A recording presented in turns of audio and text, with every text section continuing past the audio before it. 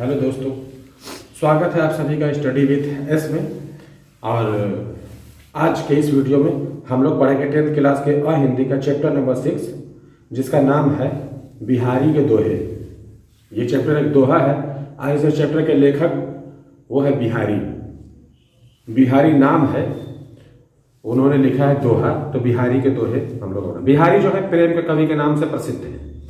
सबसे ज्यादा जो है कविता लिखते थे, दोहा जो लिखते थे वो प्रेम के ऊपर लिखा करते थे, इसलिए उन्हें प्रेम के कवि भी कहा जाता है।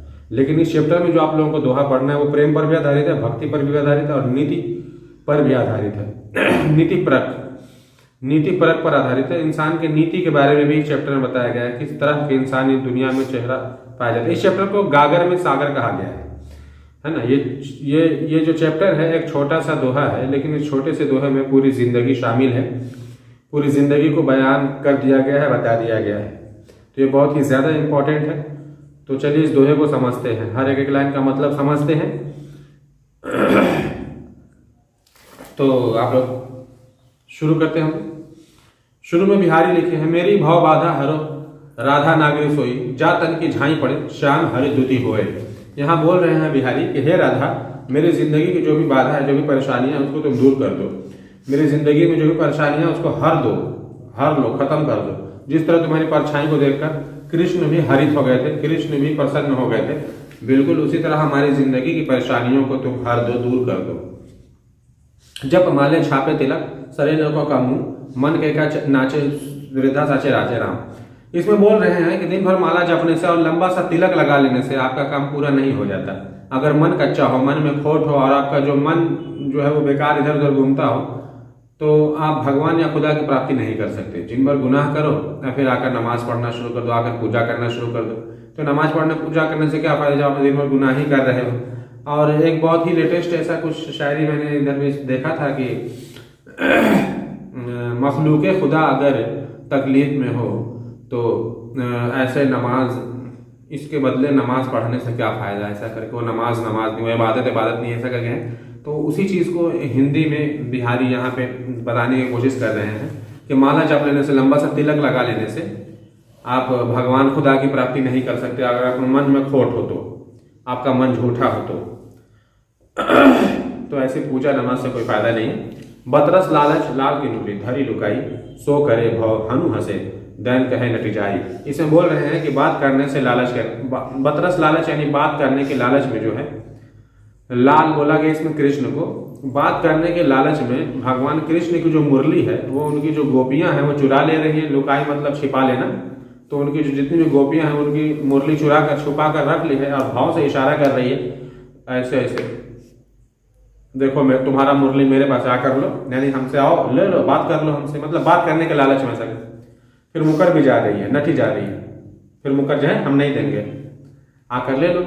तो बात करने के लालच में वो मुरली चुरा ली है ताकि भगवान कृष्ण आए और उनसे बात कर सके। जब जब वह सुधी कीजिए तब तब सुधी जाही, आंखों में आंखें लगी रहे आंखें लागती नहीं।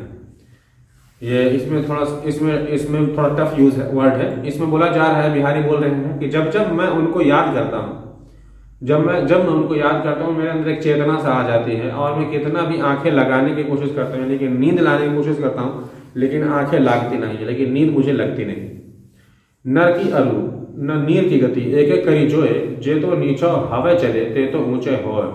इसमें बिहारी बता रहे हैं, इसमें बिहारी जो नर और नई को एक समान बता रहे हैं। नर यानी कि पुरुष, मेल को बोलते हैं नर, और नल एक समान बता रहे हैं। नल जो है जितना ही नीचे रहता है उतना ही उसमें से तेज पानी निकलता है, उतना ही तेज पानी बहता है उसमें से। बिल्कुल उसी तरह कोई पुरुष जो है वो कम बोलता है, झुक कर रहता है, बातें करता है, इसका मतलब उसके अंदर कुछ क्वालिटी है और बहुत आगे तक जाएगा। तो नर और नल अगर झुका हुआ है तो इसका मतलब बहुत ऊंचाई और बहुत आगे तक जाएगा।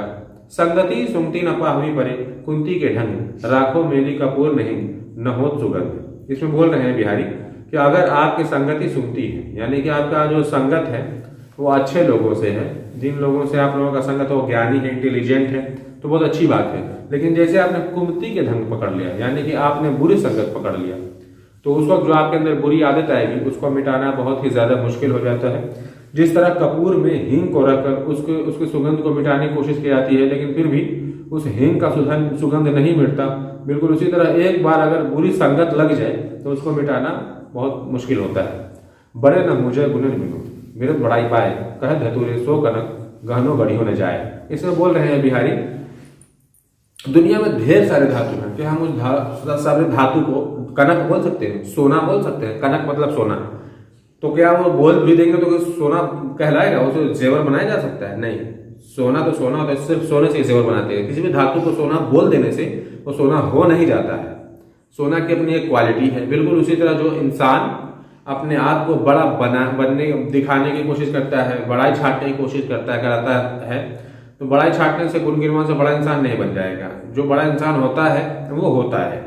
जो इंटेलिजेंट होता है उसे अपनी बड़ाई करवाने की जरूरत नहीं होती, उसको खुद लोग रेस्पेक्ट करने लगते हैं। उसके अंदर हुनर है, काबिलियत है, जिसकी वजह से उसको लोग रेस्पेक्ट करने लगते हैं। और वो खुद, जिस इंसान के अंदर हुनर है, काबिल है, वो बहुत ज़्यादा इंटेलिजेंट, उसको हुनर गिनाने की जरूरत नहीं, खुद रेस्पेक्ट मिलने लगता है। तो यहाँ पे बताया गया, दिरत सास न ले, दुख सुख साय ही न भूल, दई दई क्यों कर तू है, दई दो सो कूल। इसमें बोल रहे हैं कि जब दुख का समय आया तो आप धीर सांस ले रहे हैं। मतलब आपके, ओ माय गॉड, मेरे जिंदगी में इतने बड़ा दुख है, जब दुख आए तो इतना बड़ा बड़ा सांस ले रहे हैं, तो आप सुख वाली जिंदगी भूल गए आप। जब दुख आया तो लंबा लंबा सांस ले रहे हैं, ऐसा क्यों कर रहे हैं आप सुख थोड़े देर के लिए दुख है उसको झेलिए, दई दई क्यों कर तू है, दई दई सुख कबूल है। इसमें बोल रहे हैं कि दुख आने पर लोग भगवान, खुदा का नाम ले, भगवान ने क्यों दुख दे दिया, मेरी ही जिंदगी में देना था, मैं ही हूँ, ये हो खूब खुदा भगवान। दुख में तो खुदा का नाम लेते हैं। कुछ लोग जो सुख में भी खुदा का नाम लेते हैं, मतलब सुख, जितना उनको सुख मिलता है उतना भी मतलब निश्चित नहीं रहते। मान लो किसी के पास मोबाइल है, उस मोबाइल में खुश नहीं रहेगा, सोचेगा आईफोन मिल जाए, आईफोन मिल जाए तो कंप्यूटर, बंगला, कार, मोटरसाइकिल है, मोटरसाइकिल में खुश नहीं है।